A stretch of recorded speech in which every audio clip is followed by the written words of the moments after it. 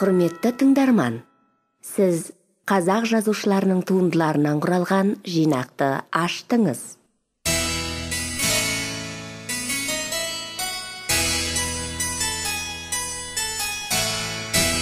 Қызықты әңгімелер әлеміне қош келдіңіз.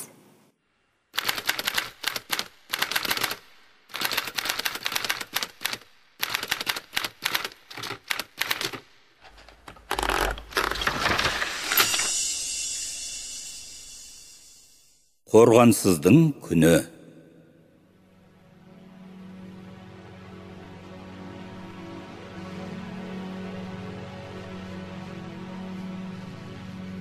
Эс қаласының оңтүстігін жайлаған елдің қалаға қатынасатын қара жолдың үстінде Арқалық деген тау бар. Даланың көңілсіз ұзақ жолында қажып келе жатқан керуенге Арқалық алыстан көрініп дәмелендіріп тұрады. Жолдың аузында көлденең созылып жатқан тұрқы 10 шақырымдай болғанмен, енсіз кереге сықылды жалғыз тау. Не бауыры, не сыртында ақтыртын жоқ қысқаяқ.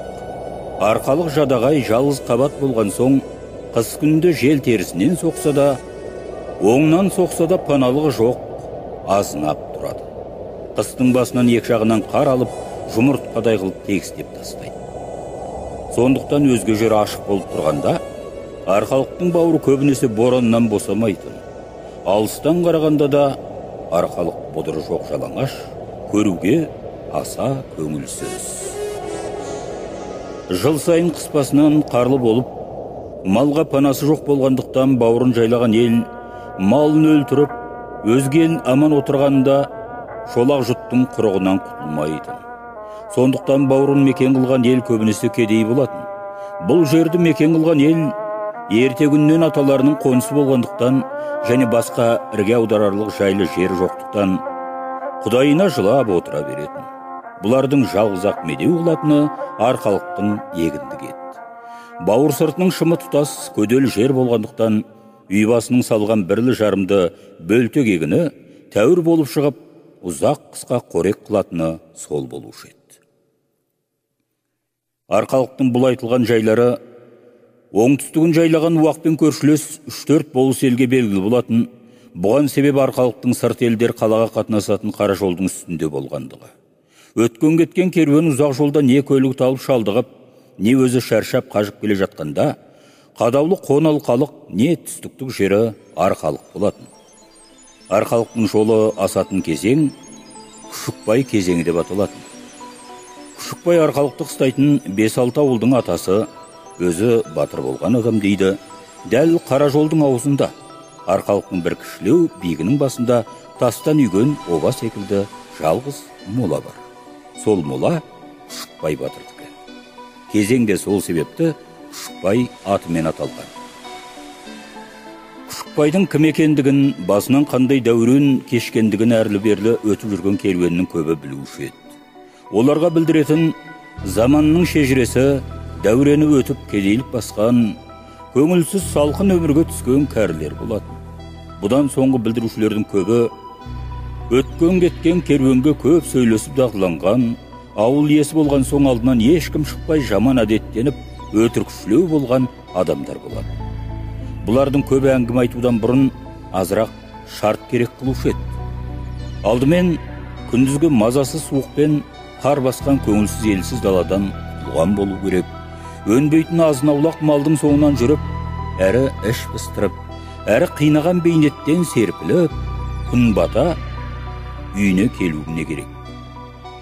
Екінші, көлігіне өзіне азық сұрап, шығын шығаратын жат керуен жоқ болсын. Сол кезде үйінде бірлі жарым көңілі сүйетін, сыйлайтын қонағы болу керек. Ақсақал мал қоралап болып жайланып шайын ішіп, қазан аспанның аузында кейде жылтылдап, кейде лапылдап жанып жатқан отты көріп, бұрқылдап қайнап жатқан еттің иісі мұрнына келіп отырғанда серпіліп әңгіме айтатын. Жолдан қажып келіп тынығып жантайып жатқан салбыраңқы күңгірт пішінді жолаушылар бастарын көтерсе де жарым-жартылап қалғи отырып әңгіме тыңдаушы еді. Міне осындай көңілді жайдың бірінде өткен күндердің көп әңгімесін еске түсіріп отырып, әңгімеші ақсақал сөз арасында Күшікбайдың тарихын сөйлеуші еді.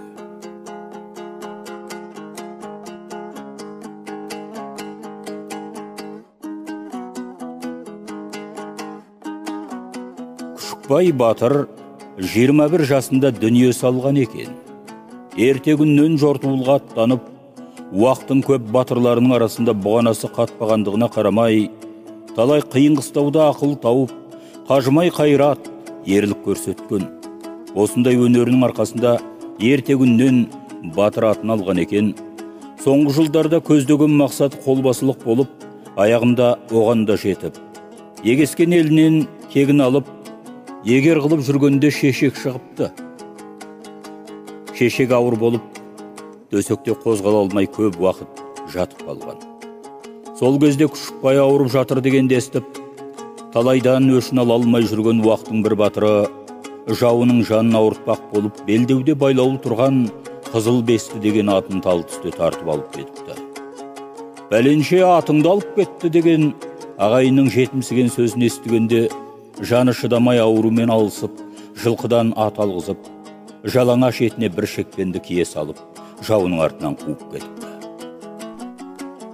Батырды мұқаттым деп, үйіне келіп, жаңа жайланып жау отырғанда Күшікбай атын ойнақтатып, найзасын түйілтіп, өрт сөндіргендей болып зәрін шашып жетіп келген. Сол бетімен ауылдағы самсаған сарғолға соғысамын, қан төгемін деп әлек салған. Бірақ жиналған елдің ішіндегі басты адамдар уақыттың баласы бірін-бірі өлтіріп, арандаспасын деп, ат шапан айыбымен Күшікбайдың атын қайырыпты. Батыр еліне қайта қайтқанда ауру меңдей бастап, атқа рең жүріп, осы күнгі бейіті тұрған биіктің басына келгенде мұршасы құрып, найзасын тіреп аттан түсіпті. Сонан соң басын оңға қаратуға ғана шамасы келіп жан тәсілім болған.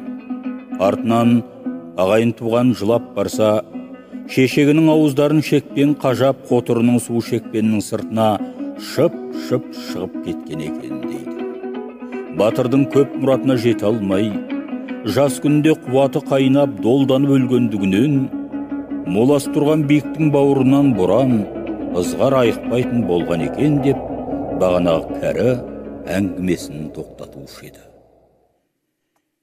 Бұл әңгімені айтушы адамдар Күшікбайдың кім екенін жұртқа танытқанда, өзінің сол батырдың ұрпағы екендігін көңіліне бір талай қанағат қылып, бойы көтеріліп, көңілі күңгірт өмірдің уайымынан бір талай сергіп қалушы еді.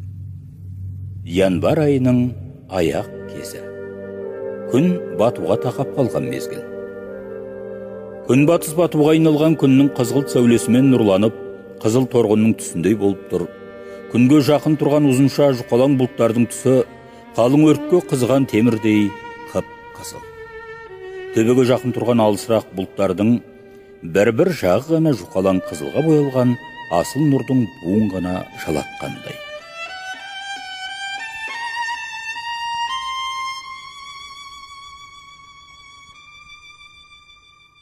Қызғылт сәулесін дүниеге жайып тұрған күн шарасымен тұтас көрініп тұр. Аспан ашық. Берірек тұрған азғана алашы бар бұлттар кең жаһанның жүзіне перде болған жоқ. Күні бойы тыныш болған жел Күшікбайдың бауырында ғана ызғырықтап, жаңада жауған көбік қарды шаяу борасындатып тұр. Күннің қызыл сәулесі даланы да, тауды да өз өңіне кіргізген. Күнбатыс жақтан бораған ұсақ қар күн астынан қызғылттанып көрінеді. Жоғарыда айтылған Күшікбайдан асатын қара жолдың үстіне арқалықты бетіне алып қара жақтан бір пар атты келе жатыр. Жайдақ сары шанаға бектеп салған жеңіл жүгі бар, жақсы киінген екі жігіт божы қаққан сайын ығыса жөнеліп сар желіп келе жатыр. Жолаушының бірінің торғын тысты жаңа түлкі тымағы бар, қалың киімнің сыртынан киген мол сұр шапанның жағасы қара пар. Аяғында байпағының қонышын барқытпен көмкерген жаңа қара етік. Алғашқы көрген жерден ақ мынау мырзасы екен дегізгендей. Бұл жігіттің жасы 30 шамасында. Орта бойлы, дөңгелек денелі, қысқалау мұртты, шоқша сақалды сұрғылт беті дөңгелек, жалпақтау. Суық қарайтын қисық біткен кішілеу өткір көзінде, және түксиген қабағында өзгеше қаталдық бар, кішкене мұрны көз қабағына үйлеспейді. Бұл адамның күлгендегі пішіні тұмарлыққа көп салынғандығын білдіріп тұрады. Бұл жігіт жының болсы Ақан мырза. Қалаға қазынаның алымын салуға барып, жұмыстарын түгел бітіріп, үйіне қайтып келе жатқан беті. Қасындағы Қалтай, ерте күннен жанынан тастамайтын жолдасы. Ақан болыс болғаннан бері қарай атшабар қылып бұрынғысынан да жақын ұстайтын. Қалтай аса пысық, сөзге ұста, қалжың қой. Әсіресе Ақанның түндеу жүрісіне өте ыңғайлы, әрі жылпос, әрі тілді ержігіт еді. Ақан күні бойы жолда көп сөйлемей, бір нәрсені қадалып ойлағандай болып отырды. Бірақ түпсіз терең ойдың түйінін шеше алмай отырған кісінің пішініне түскенмен, Ақанның ой қай жерде жүретіні белгіледі. Ол көбінесе осындай қадалып ойлағанда, қиялында бір сұлу әйелдің суретін тауып алып, соған пәлендей деп сөйлесіп әзілдессем, сондай қылып құшақтасам, сүйсем деп, соны ермек. Қалтай мырзасының не ойлайтынын білсе де, ерте күннен жалтаң болып өскендіктен ашуланып қалама деп қорғалақтап, жанына ортатын сөздерді бұндай күйде айтпайды. Сондықтан Ақан үндемегенде, о да үндемей отырады. Жолаушылар күні бойы тоңбай келсе де, кешке жақын күн суытыңқырап, Күшікбай бауырының ызғырығы қатайған соң тоңаси бастады. Бош ұстап отырған Қалтай бетін уқалай, кішкене қозғалып Ақанға қарап: Батырау, мына Күшікбай мені өлтірген шешек осы жығаласы дейме немене? Бір емес, екі емес, ызғырықтайды да тұрады деп күлді. Ақан да түсі жадыраңқырап күліп, аз сергіп қалды. Біраз уақыт өткен соң тағы үндемей, күні бойғы әдетпен тұнжыраса бастады. Осылай алыс жолдан жалығып, тоңып, ығы кетіп, қырындап келе жатқан жолаушыларға Күшікбай кезеңінің түбінде бір жіңішке қара сызық секілденіп, қанайдың жалғыз қорасы көрінді. Ұзақ жол қажытқан жолаушылар осы болымсыз кішкене сызыққа қарап, қоналқаға келетін үйінің әртүрлі көңілсіз жайларын есіне түсірді. Бұрынғыдан да тұнжырады, көңілсіздік молайды. Қанайдың қорасы керуен қасына келгенге шейін жан иесінің мекен екендігін білдірмейді. Иесіз аңырап, ұмытылып қалған бірдеңе секілді. Қорадан жарты шақырымдай жерде басы қара қожалақ болған кішкене төбешіктің үстінде томпайып жатқан бір үлкен кісінің, бір баланың бейіті бар. Жолаушылар өтіп бара жатып әлгі бейіттерге қарап, ауыздары күбірлеп, тоңған қолдарын көтеріп беттерін сипап батағылады. Күшікбайдың басынан соққан боран жаңадан шыққан бейітті қармен көміп, қараушының көзінен тез жасырудың әрекетін істеп жатыр. Иесінің дүниеге келген сездіретін ақырғы белгісі томпиған бейіт аз уақытқа жоғалмақ, із бітпек.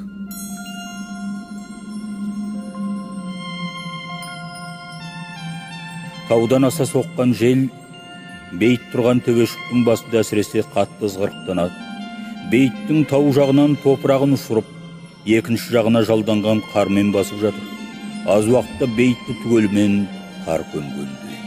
Кейде себелеп, сырғып өтіп жатқан ұсақ қар өзінің мейірімсіз, ырзасыз, бірақ еркін бір куә екендігін білдіріп.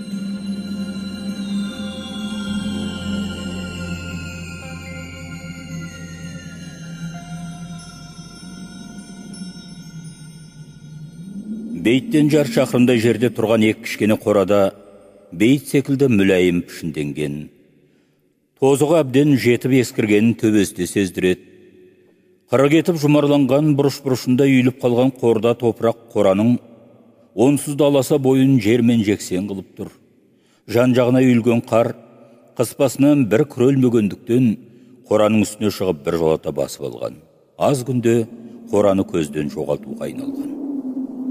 Бұл күйден аманырақ болған есіктің ғана алды.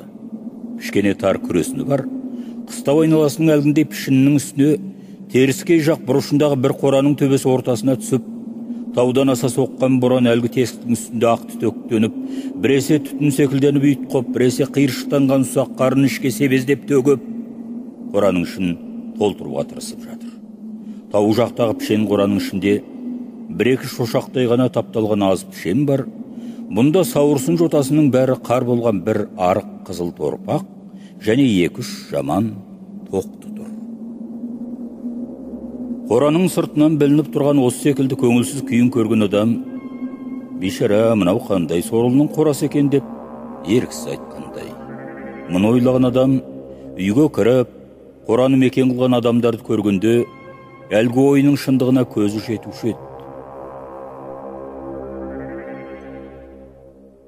Күндізгі біз көрген жолаушылар, күн батып қой қоралаған мезгілде осы қораның алдына келіп тоқтады. Шанадан түсіп, үстерінің қарын сілкіп болған соң, Ақан мырза қораның сиқын көріп, көңілсізденіп, «Қалтай, осы үйге қайдан әкелдің? Кісі отырарлық жерде бар деймісің, басқа үйлердің біріне бармай» деді. Қалтай атты доғарып жатып, «Үндеме, неге әкелгенімді кейін білерсің» деді. Құлағына жайлы хабар тиген соң Ақан үйге кіруге асыға бастады. Аты доғарылды. Енді қонақтар қараңғы қораның ішіне кіріп, қабырғаны сипалап жүріп, есікті тауып алып, үйге кірді.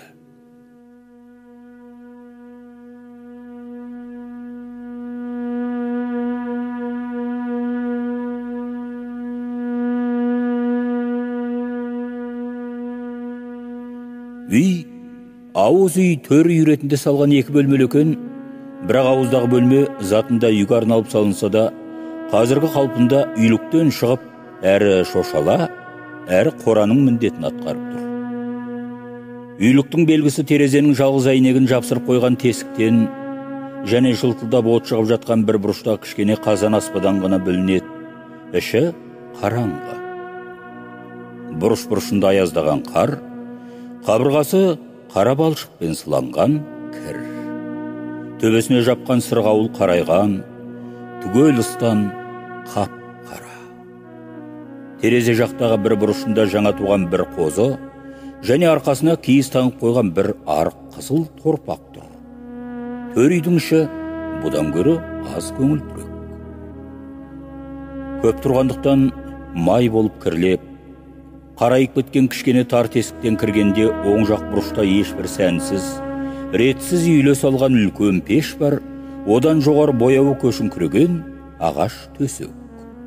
Үстінде іждихатты қолмен жиылған сұрғылт түсті, көне тоздау 2 көрпе жастық. Есікке қарсы төрде кішкене жүгаяқтың үстінде 2 ескі сандық. Үйдің қалған жерінде бөтен ешнәрсе жоқ. Төрдегені 2-3 кез ғана жерге жайылған ескі құрым киіз, соның үстінде 1-2 ескілеу сырмақ. Үйдің ішінің барлық жасауы осы. Бұл үйдің де қабырғасы көп жылдардан бері сыланбағандықтан, әр жерінен қара балшығы шығып, кір болып қожалақтанып тұр.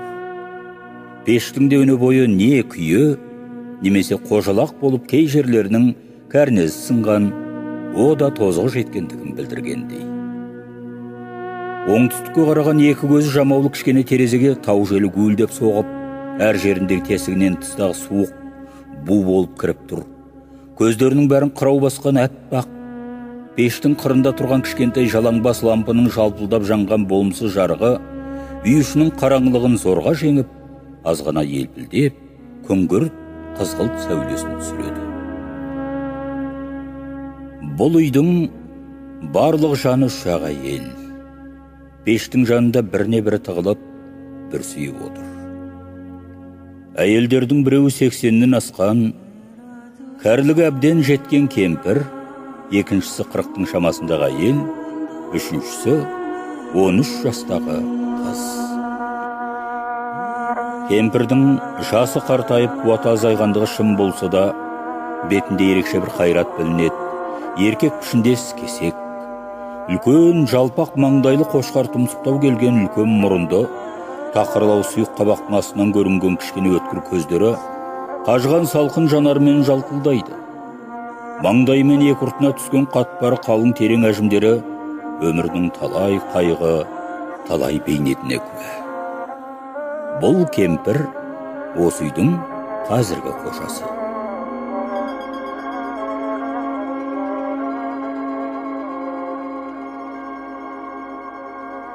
Ана елдің біреуі келіні, біреуі осы келіннен туған немере қызы.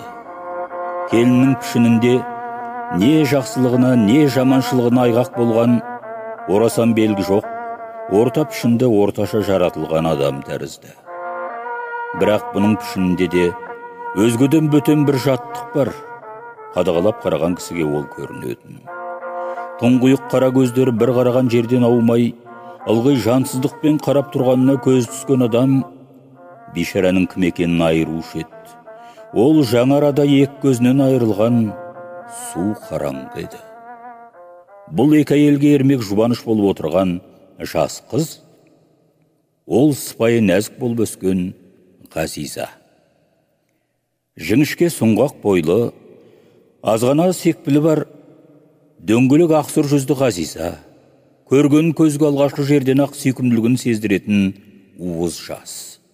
Жалғыз-ақ ұяң жұмсақ қарайтын қара көзінде және ылғи іштінаған кірбеңдеген қабағында қалың уайымның салған ізі бар. Пішіні мұңды жүдеу, жас басына орнаған қайғы жүрегін жеген дерт сыртына шығып тұр. Бұл баланың уайымы не? Уайымы сол үйдегі үш әйелге ортақ болған жесірлік, жетімдік. Бұлардың басынан тағдыр дауылы жаңадан ғана соғып өткен. Қораның алдындағы жас бейіттер сол дауылдың салдарынан туған. Бұл әйелдердің қуаныш қызығы да, үміт қорғанда сол суық қабырға өліктермен бірге көмілген. Ол қабірде жатқан Ғазизаның әкесі Жақып және жаны туысқан жалғыз кішкене бауыры Мұқаш. Осы бүгінгі кештен бір ай бұрын әкесімен бауыры қабат жығылып сүзек болды. Ғазизаның ағам өлсе күнім не болады деп күндіз-түні бірдей тыным алмай, Құдайға құпия сыбырлап, оңаша жерлерде тыста жүріп өксіп жылағаны, кемпір әжесінің мойнына бұршағын салып, ата-бабасының аруағына жалбарынғаны себеп болмай, екеуі де өлген. Иесіз қорада қуатсыз қорғансыз үш әйел құлазып зарлап қалғанда, маңайынан жиылған көрші қолаңшы Ғазиздерінің сүйегін суық қабірге салғанын ойлағанда, әрқашан Ғазизаның жүрегі шаншып, өңі қашып, көзінен ыстық жасы тамшылап кетуші еді.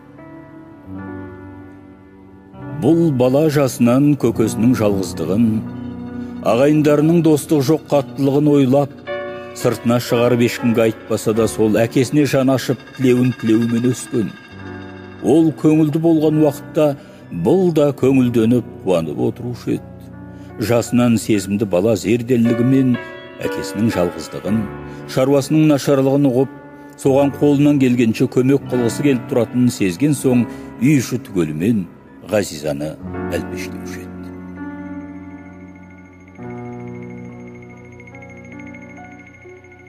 Бұрын әкесі тартатын ауыртпалықтың бәрі бұл күнде Ғазизаның өз басына түскен. Еркек істейтін шаруаның бәрін өз істейтін болып, әлі келгенше үйінің барлық шаруасын ұстап тұрған өзі, соңғы аз уақыттан бері бұл қызметінің үстіне тағы үй ішіндегі бар жұмыс масыл болып мойнына мінді. Бұрын тыстағы шаруасына да көмегі тиіп, үйдегі барлық шаруаны жайлап отырған шешесі 20 күннен бері көзінен айырылып соқыр болды. Жақыптың тірі кезінде көз анда-санда ауырып қалып, шөп түсті, көз ауру болдым. Желге асқынып кетті деп жүре беруші еді. Жақып өліп, көп жылаған соң, сол көз аз күнде су қараңғы болды. Үй ішінің қайғысы бұрынғысынан да асты. Жетім жесірге ес болып отырған кемпір басынан қара тұман айықпай, үсті-үстіне қайғы жауып, қабат қаза көрген соң, Құдайға тағдырға нанған көңілмен бір уақыт шын жалбарынып, назаланып, «Құдай-ау, не күнә сұмдығымнан осындай қазаға душар қылдың, не жазығым бар еді» деп, меңіреу дүниеге сұрақ қоюшы еді. ауыр өксікпен күрсініп кеудесін жарған уайымның жалынын ешкімнен жауап қайтпайтынын білсе де анда-санда дауыстап айтып отырушы еді. Ғазизада екі шешесімен қосылып жүректерін жеген қайғыларын сыртына шығарып сөйлескенде бұрынғы өткен күндерін сағынушы еді. Кемпір онда еске түсіріп, ол күнде бір дәурен екен ғой, жақып тірі тұрғанда кімнен кем, кімнен көр едім деп, ұрып алып ендігін айтсаңшы, тістегеннің аузында ұстағанның қолында кетіп отырған деп, үнсіз жылайды. Күндік әдетпен белгілі уайымның соңында бейшара әйелдер отырғанда, ауыз үйдің есігі ашылды. Үшеуі бірдей, бұл кім десіп есікке қарағанда, бұлар отырған үйдің де есігі ашылып, үйге түлкі тымақ, жақсы киімдер киген екі қонақ кіріп келді. Ғазизаның соқыр шешесі Ғазизаны түртіп, қонақтың кім екенін сұрады. Ғазиза қонақтар келген жердегі таңданған пішінмен ақырын, білмеймін, танымаймын деді. Қонақтар киімдерінің қалған қарын қағып, төрге шығып отырған соң, ас жаулыға келгізді. Ақан Құран оқыды. Артынан Ақан да Қалтай да үй ішімен амандасып, кемпірге қарап, Құдай есі сыпайшылық, ақырының қайырын берсін деп, жайлап көңіл айтты. Үй іші қонақтар алғашқы келгенде, таңданса да артынан пішіндерін қалыптарын көрген соң, жетімдік қалдеріне мүмкін болған дәрежеде көңілденің күреп, жадырап, шамаларынша сергей бастады.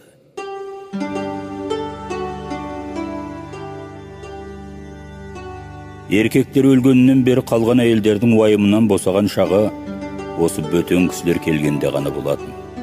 Одан басқа уақытта үшеуі үйде оңаша отырғанда, жетімдік жалғыздықта, қорғансыздық сорлылықта, көздеріне айқын көрініп, көңілдерін мұң мен зардан айықтырмаушы еді. Сол ретпен қазіргі қонақтар келгенде де қабақтар жадыраған себебі осы еді. Қонақтар шай ішіп, жайланып болды. Кемпір ауыл ақсақалы басты еркектерше қонақтармен әр нәрсе жайынан жақсы сөйлесіп отырды. Кемпірдің байсалды сөзімен қонақтарын құрметтегісі келіп отырған ықыласын және қайратты жүзін байқаған соң, Ақан да әр нәрсенің жайынан сөйлесуге жалықпайтын сияқтанып отырды. Басында қала жайынан, ел жайынан қысқа-қысқа хабарлар айтып отырған Қалтай еді.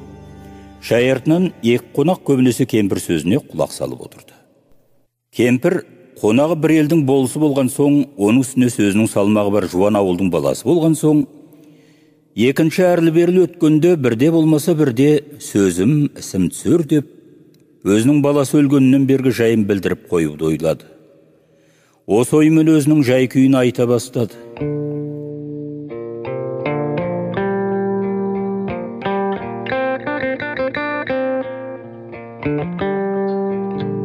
Кемпірдің әңгімесі шешен ұғымды тілмен ұзақ айтылды. Даусын біресе тиісті жерде қатайтып, өңін ажарландырып, біресе ақырындап келіп аяғын сыбырлап жеке-жеке айтып, ұғымды қылып, барынша көңілі ждихатпен айтты. Әңгіме әлпеті, өлер алдында қоштасып отырып айтқан немесе бір үлкен мархабат күткен кісісіне жаны қысылған уақыттағы үміт, тілек айтқан сөзге ұқсайды. Ақанға қарап, қабағында кірбеңі жадырап сөз бастады. Қарағым, біздің қал жағдайымыздың шет жағасын көріп біліп отырсын ғой деп, тағдырдың барлық суығына, зардабына, азабына шыдаған, шыныққан қайратты сабырлы пішінмен күрсініп алды. Біз жетім жесір қалған панасыз бейшарамыз. Барлық дүниенің тауқыметін арқалап қалған жас балам анау, мен болсам сарнаған тілімнен басқа түгім қалмаған, қайратым қайтқан, бір аяғым көрде, бір аяғым жерде тұрған қуарған бір кемпірмін. Екі өзін алып, Құдайым мүгедек қылып қойған келінім анау, өзіне күтуші керек қылып отырған ол бір сорлы. Әр өтіп бер өтіп жүргенде, сондайлық бишаралар едау деп есін ала жүрсін деп айтып қояйын деп отырым. Күндердің күні болып жүдеп жадап, біреуден зорлық, біреуден қорлық көріп отырған үстіне келсең, көзіңнің қырын саларсың. Жайымды айтып қояйын, ең болмаса, жылы сөзіңді айтарсың. Бөтен елдің жұмысына не сөз айтам демессің. Сендердің сөздеріңді тастай алатын уақыттың баласы жоқ қой. Бұл арада отырған елде адам секілді адам бар ма? Ұрғаш секілді, жыбырлаған ұсақ. Қорыққанына ғана жауап беріп, қорықсаған айтқаныңды істейтін сұмдар емес пе? Міне, менің Жақыбым өлгеніне 2 ай болды. Біреуі туысқан болып, бейшара жайынғандай, шаруаң не күйде деп, есіктен қарадым екен. Қайта үйімізге келсе, шетінен тысырайып, жуанымсып келеді. Ылғи жетім жесір деп қызығып анталап, бір нәрсемізді аузына түсіріп алғысы кеп тұрады. Ұялмағырлар, ұялмастан бізді жегісі келіп тұрады. Мен сорлы балам өлгеннен бері солардан көрген сорлығымды айтайын деп отырмын. Жақып өлді. Одан бір жұма кейін жығылғанның үстіне жұдырық деп Мұқашым өлді. Күндізін жылауда болып есеңгіреп отырғанымызда, енді бұл үйдің еркектері кетті. Ылғи ұрғаш үй болып отыра алмайды. Дүниесін бөліп аламыз. Қатындарды әрқайсымыз қолды қолымыз қаламыз деп, балаларымның бет топырақ жасырылмай жатып суық сөз жүргізді ғой. Баламның тірі күнінде ағайын ішінде жақын көріп, бауырына тартып, қолына түскен азынаулағының жартысын жырып беріп жүрген, жар дегенде жалғыз сенген Ысмағұл не қылды? Жақып өлгенде бата қылушыларға мен қойымды сойғамын деп, Мұқашым қысылып жатқанда, далада ет таусыса сойып аламыз ба деп жүрген жалғыз ту қойымда кетті ғой. Мына келінім шаруаға ие болатын кісімсіп қоқақтамасын, одан да Жақыпты жоқтауын білсін, малға ие болам деп жүрмөз деп айтады дейді. Менің балам тірі болғанда, соның тіршілігінен аужал алып телміліп отырушы еді. Балақтағы биттің басқа шыққанын көрмеймісің? Бұлар үшін қарағым не көрмеді дей келіп, қабағын көтеріп күрсініп алып, сол тірі болса маңына келелар мед. Бәрінің де боғын шуып, жақсысын асырып, жаманын жасырып, адам секілді қылып, осы ауылды адамға торына қосқан сол емес пет. Жоқтығына қарамай үйін базар түзін той қылып, думан қылып отырудан босаушы еді. Момындығы биязы сыпайылығы қандай ет? Топырағың торқа болғыр қарағым. Мына жамандардың ішінде оның тырнағына татитыны бар ма? Жақыбым осы жол ауырғанда солардың кеселінен ауырған жоқ па? Менің қайнымның мылжың дүйсендеген баласы бар ғой. Қатынша жыбырлағаннан басқа істейтін адам сияқты бір мінезі, бір ісі жоқ. Жаннан асқан дүние қоңыз, үйіне бір қонақ қонса соған асқан бір жілікке жаны шығып тыжырынып отырады. Үйіне қонақ қонған күні қатынына тыныштық жоқ. Етті көп асасың, мені құртасың деп мыжитты отырады. Соның үйіне қыс басында Шұбарадырдың көп руларының біреуі келеді. Мылжың тамағым жоқ, жатқызатын жерім жоқ деп, түн ішінде боранда қуып жіберген. Ежелден уақыты кісі құрылым көрмейтін, екі сөздің бірінде шауып алам, айып алам деп тұратын. Өктемелдің баласы бұл қорлыққа шыдасын ба? Өлмесең өрем қап деп далаға тентіретіп жіберген соң, сол түнде келіп, қорасын талқан қылып жарып, 4-5 семіз қойын малға мініп жүрген екі атын алып кеткен.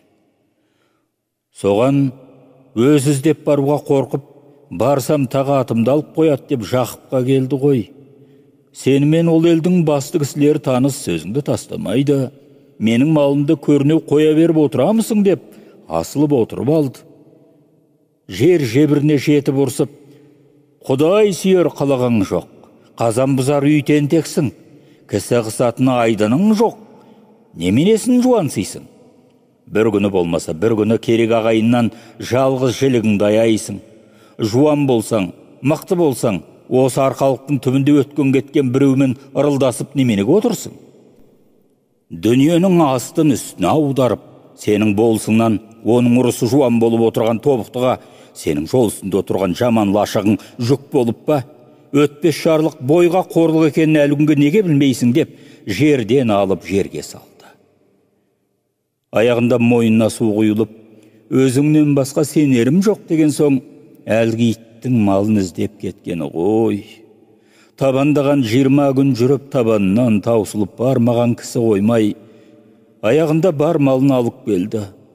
Ұрысы жуан ауыл екен, басында ел кісілерінің сөзіне көнбей, дүйсем мылжыңның ызасы өткен деп қасарып болмапты.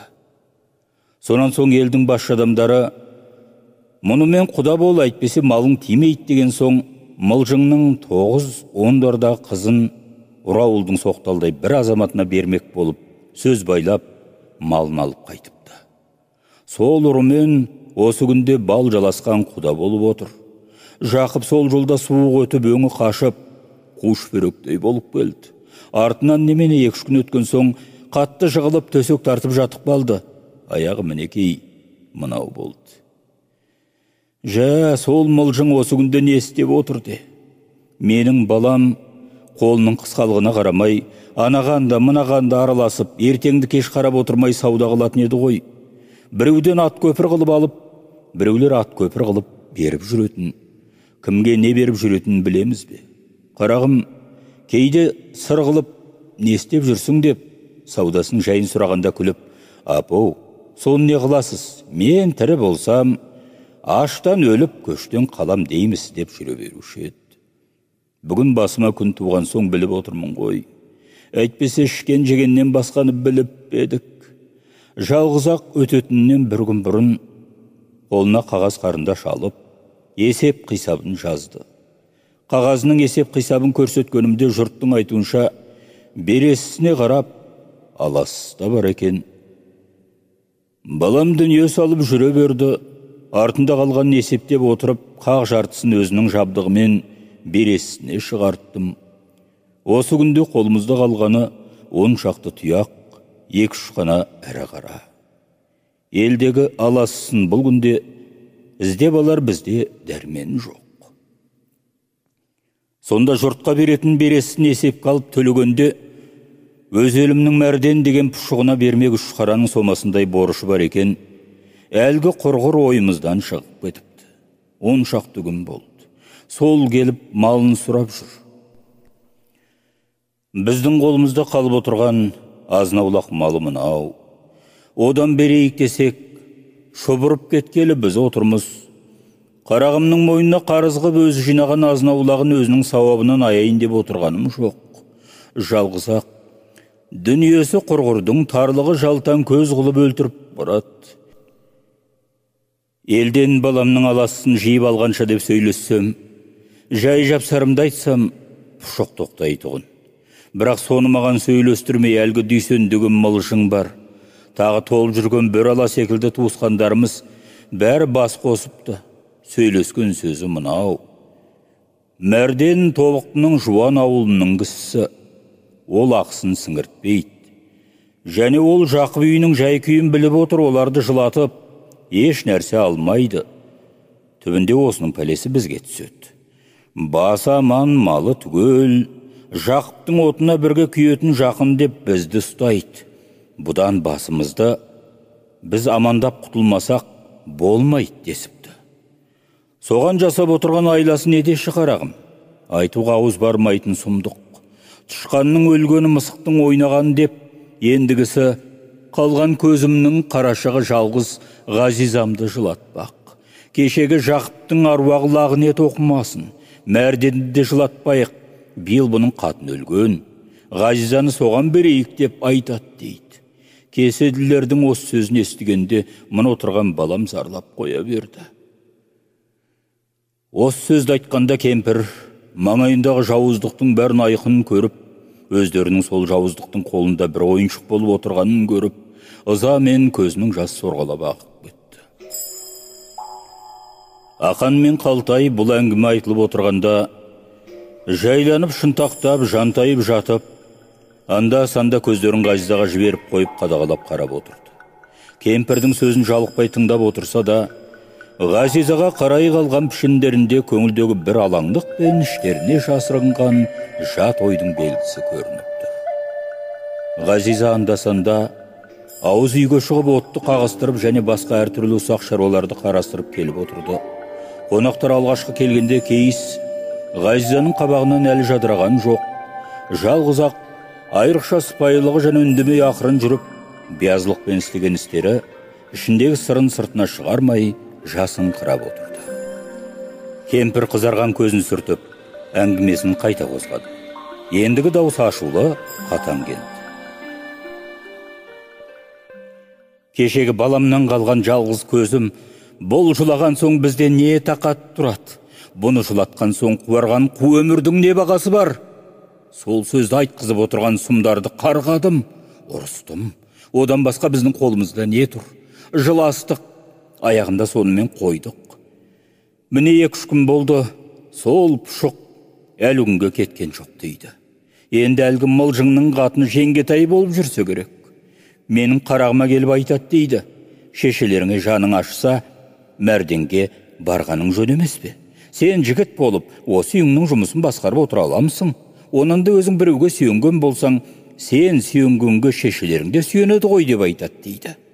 Сөзінің қыршаңғысын қарасаңшы. Мен сонда баламды бір пұшыққа бермек бекем? Қатынның, мылжыңның өзінің ойда. Менің балам көнсе, пұшыққа жетектетіп қоя бермек болса керек. Қасиет бар ма оларда? Кәпірстан болмаса, ойласа айшы, менің үйім осы ауылдың үлкен үйі. Бүгін сол қара шаңырағының құруға айналып отырғаны мынау. Құрмағанда кім қалды? Бұл үйдің жайын ойласа, тұмсығы тасқа тиетіндей болған жоқ па? Ендігі қалған біз қалқиып, баламның ізін жоғалтпаймын, орнын сақтап Құранын үзбейміз десек, соны ұқпайды. Ұқса да өзінің құлқын үшін, осы айтқаныңды істетпеймін деп анталап, қолымыздағы азынаулаққа көз тұнып, соны бөліп алуға асығады. Әлгі менің баламды ана пұшыққа беріп жібермек болып жүргендегі ойы не деші қарағым? Бүгінгі дүниеге ие болып қалқиып, осы азынаулақ шаруаны ұстап отырған Ғазиза ғой. Осыны бірдеме қылып көзден таса қылсам, мына кемпір мен ана көзінен айырылып отырған қатын шаруаны ұстай алмайды.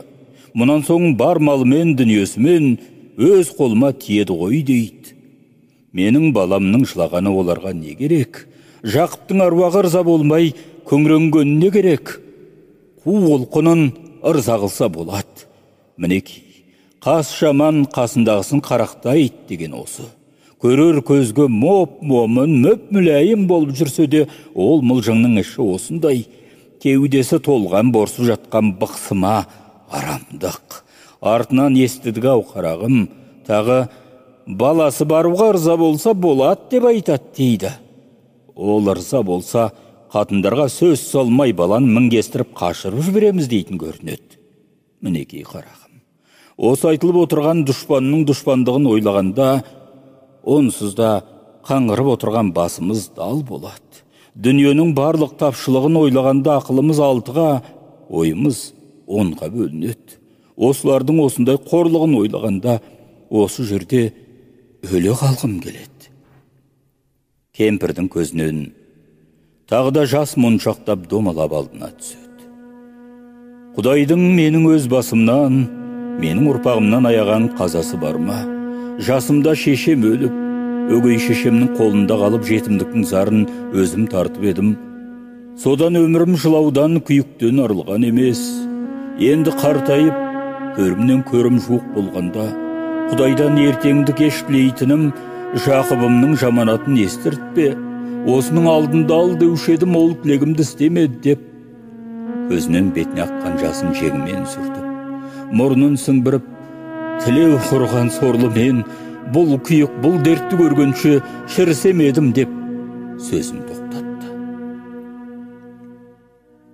Кемпір барлық мұң мен шерін айтып отырғанда, бір қалып бір пішіммен тыңдап отырған ақан, әңгіме біткен соң басын көтеріп алып, кемпірді жұбатпақ үшін аз сөз айтты. Сөзін шала естірлік қылып ақырын айтқан соң ұғымсыз бірдеме болды. Сезімді адамның жүрегін шаныштырып тіксіндіретін, жұртты мінезінен жирендіретін, түңілтетін көрнеу, жауыздықтар, ауыр халдер ақанға көп әсер бере қойған жоқ. Жалғыз ақ сол әңгіменің ішінде болып, қорлық көруші, ыза шегуші, қайраты қуаты жоқ сорлы кемпірдің өзі айтқандағы азғана жүрегінің тыныштық, сезімсіз қалпын бұзғандай болып отырды. Бірақ күндегі өмірінде бұл секілді талай жауыздықты көріп, өзде сондайлардың ішінде болып жүргендіктен, мына естіп отырған сөзінің бәрі көңіліне таныс, таң қаларлық тамашасы жоқ. Оқып кеткен сабағы секілді. Кемпір бәрін айтып жылап, қызы мен келіні ішінен тынып қайғы жұтып отырған күйін ойлағанда азырақ сілкінгендей болып, осыған жанашырлық-ау деп, жүрегін зорлықпен жұмсатайын десе де аздан соң сезімсіз салқын қалпына қайта барып отырды. Бұл адамның іші жақсы сезімге жат болып кеткен бір күңгірт дүние сияқты. Өз басына келгені болмаса, бөтенкісінің басына келген ауыртпалық пәле болып көрінбейді. Оның тартқан қасіреті көңіліне қонбай, сезіміне сіңбейді, тіпті ұғылмайды. Бұл сағатта кемпірдің жүзінде қалың уайым, жүрегінде қандай толқын барлығын көрсетіп тұр. Әңгімесін аузымен тоқтатса да, көңілінше соның аяғын тағы да созып түкпірлеп ойлап, қайғының қабат шыңына ақылымен кіріп отыр. Бұл уақытта ойлап отырғаны өтіп кеткен күн емес, алдында келе жатқан күннің жайы. Кемпір келешекте көзі көретін ауыртпалықтың, қайғының бәрінде көз алдына анықтап келтіріп, ішінен осының бәрін көретінім рас, осындай азап қасірет тартатыным шын деп бас иіп отыр. Бірақ адамның жүрегін пішіннен танитын кісі болса, кемпірдің жүзінде халды көргенде еріксіз бұл адамды көңілімен құрметтегендей еді. Дауылдың қара бұлтындай болып әдейі басына арналып келе жатқан қайғы қасіретті көріп, соның алдынан айласыз, әлсіз күйде өзінің отырғанын біліп тұрса да, кемпірдің жүзінде үлкен сабыр бар. Күйіп, пісіп жасығандықтан белгі жоқ, сынбаған ашар, қажымаған қайрат, кең салқын ерлік бар. Ақан Ғазизаға алғашқы кезде көп қарауынан әлі күнге танған жоқ. Кемпірдің көзі өзінен ауғанда, оның көзі тек Ғазизада болып отыр. Көңіліне орнаған ойын қараған сайын пішінмен мағыналандырып Ғазизаға білдірмекте. Бірақ көңілі бұзылып, жаманшылықтың бетін көрмеген Ғазиза ол қарасты ұғуға шорқақ болды. Ол өз пішінімен еш нәрсенің белгісін берген жоқ. Ақан көп қарағанда ол қымсынып, қысылыңқырап, биязылығын сақтауды ғана ойлады. Біраздан соң ас пісті. Кемпірдің сыйламақ болып салғызған тәтті дәмді тәуреті қонақтардың алдына келді. Бір талай уақыт өтті. Қонақтар тамағын ішіп жайланып, біраз отырған соң жатуға ыңғайланып, тысқа шығуға айналды. Кемпір қонақтарда өлдегі сый көрген, құрметтеген көңілімен Ғазизаға: «Қарағым, қонақтардың атына шөп керек қой, өзің шамалып бірге шығып, шөп алатын жерді көрсетіп бер» деді. Ғазиза бұрын ойына еш нәрсе келмесе де, Ақанның көп қарағандығынан сол арада сескеніп, біраз үндемей тұрды. Аяғында шықпасына болмайтын болған соң, шешесінің сөзіне зорға көніп, қонақтардың артынан бұл да шықты. Ақан Ғазизаның үйінде отырғандағы ажарынан үміттенерлік еш нәрсе көрмеген соң, тысқа шыққанда Қалтайға сыбырлап, жасырын бір талай сөз айтты. Қалтай басын изеп сөзін мақұлдады. Ғазиза бұл оқиғаны көрген жоқ. Артынан біраздан соң Ақан қораның ішіндегі есіктің аузында қалып, Қалтай мен Ғазиза шам ұстап пішен қораның ішіне кірді. Пішен қораның бұл жері қораның ішінен қатынасатын, жаңадан желініп жүрген кішкене үңгірет, барлық кеңдігі бірақ кісі сыйғандай, төбесі аласа бір уыс. Ғазиза шам ұстап ауызда тұрды.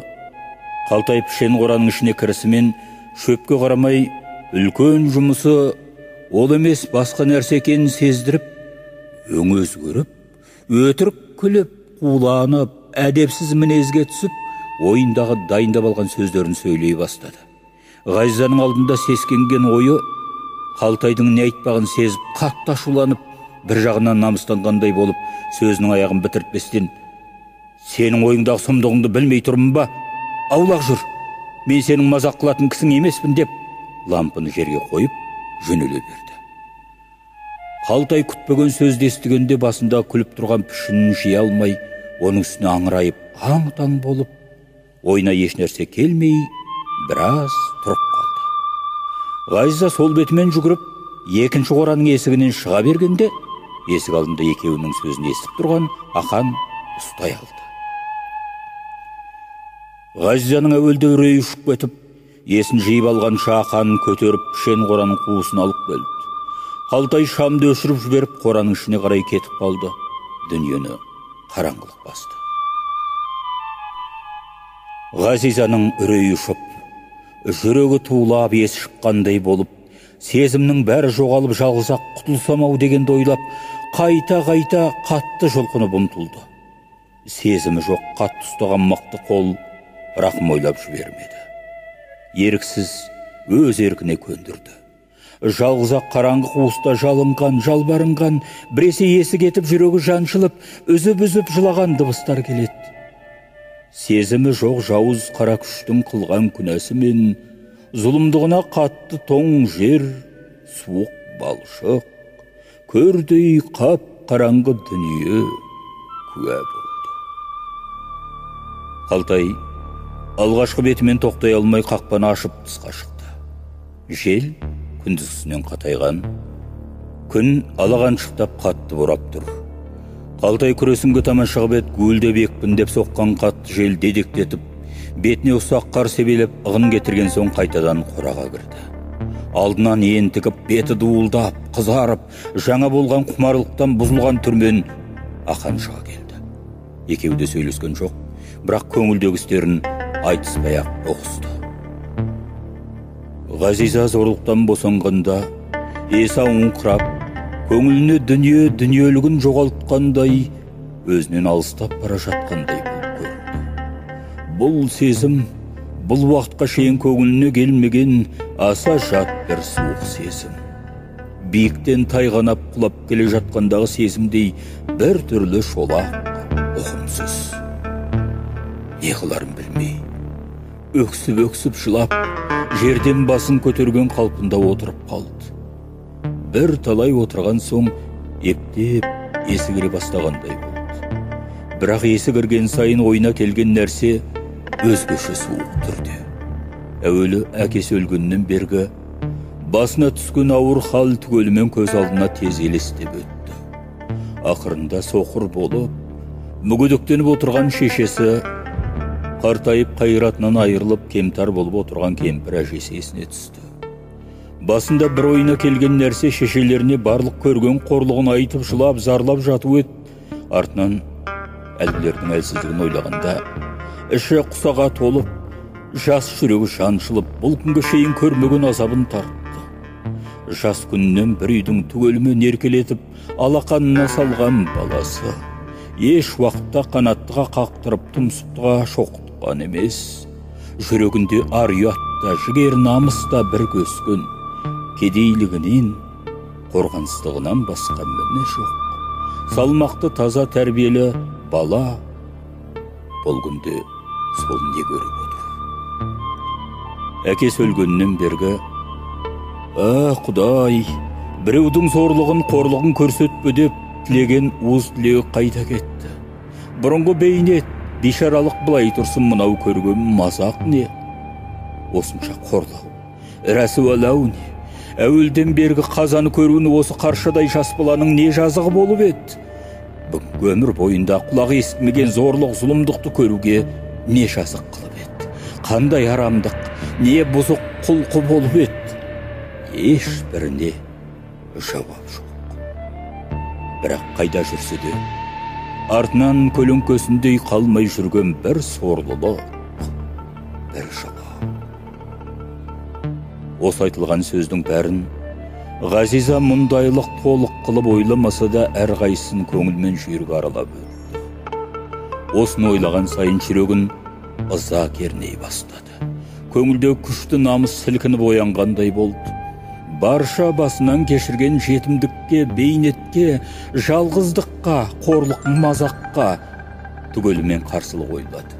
Өмірінде сыртына шықпаған ашу, ыза, намыс барлық еркін билеп, дуылдап, басына бірақ шықты.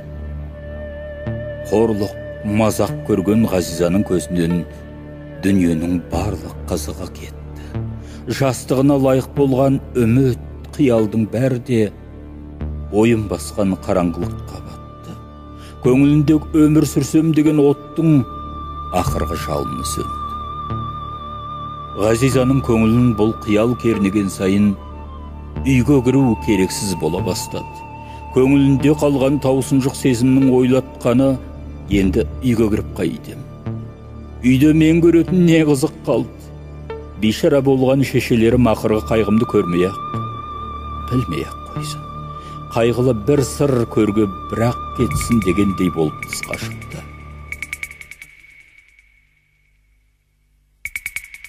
Күн әуелгі қалпынша ақ түтек боп борап тұр. Біресе өкіріп, біресе гуілдеп, құтырынып ұйтқып соққан қатты жел Ғазизаға жүр дегендей болып дедектетіп алып жүріп кетті. Ғазиза кетіп бара жатып ойланып артына қарап, бейшаралықтың кебінін киген кішкене ескі қорасын көрді. Ұйтқып аспанға ұшқан ұсақ қар жүрген сайын көзінен ол қораны жасырып барады. Үстінен үскіріп соққан қатты жел қарды айналасына төгіп, оны да көмбекші. Бейшаралық, ессіздіктің таңбасы басылған ескі лашықтың ішінде Ғазизаның балалығы, еркелігі және қайғысы, қасіреті қалды.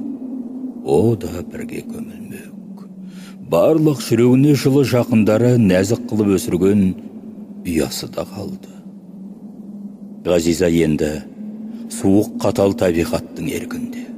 Өмірінің ақырғы қалған жанары қай жерде, қай уақытта сөнері белгісіз. Суық жел жұқа киімнің ішіне кіріп кеулеп, ығын кетіріп жауратып ықтыра бастады. Ғазизаның көңілінде қалған ойдың ең ақырғы бұйрығы әкесі мен бауырының бейітіне барып, екеуінің арасында отырып зарлау.